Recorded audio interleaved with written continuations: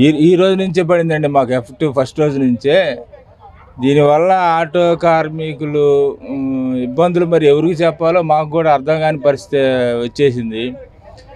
ఈ ప్రభుత్వం వచ్చినాక ఏదో చేస్తారంటే ఏదో చేసి ఆటో డ్రైవర్ల మీద ప్రత్యేక భారం మోపినట్టుగా ఈ ఉచిత బస్సులు చేసుకొచ్చి లేనిపోయిన రిస్కులు చేసుకొచ్చి పెట్టారు. మరి మాకు పెళ్ళాం పిల్లలు ఉంటారు, మరి చదివించుకోవాలి, ఉపాధి, ఇంటద్దులు ఇవన్నీ చూసుకోవాలంటే మరి ఆదాయం వస్తేనే కదండి. మరి ఈరోజు గవర్నమెంట్ పథకాలు లేవు. గతంలో 10,000 వేసేవాడు జగను, ఇప్పుడు అది లేదు. ఏదో చెప్పాడు, ఏదో చేస్తున్నాడు. ఇది మాత్రం పనికిరాని పథకం. దీనివల్ల ఆటో డ్రైవర్లు జీవనోపాధి కోల్పోతుంది.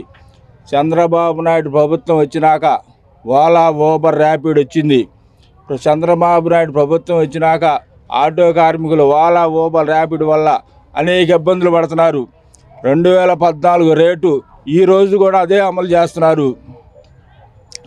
ఇకపోతే ఈ రేటు పెంచకపోగా ఈ రోజు నుంచే ఓలా, ఊబర్ రేటు తగ్గించుకున్నారు. ఇంకా ఆటో కార్మికులు రోడ్ల మీద తిరిగే పరిస్థితి లేదు.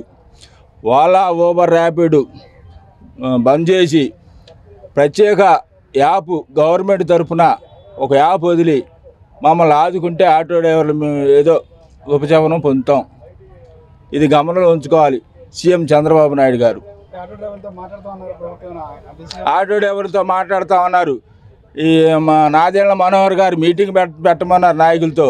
ఏమీ లేదు, మా నాయకులు పిలిచింది లేదు, మాట్లాడింది లేదు. ఈరోజు వాళ్ళ ఇష్టం అయిపోయింది.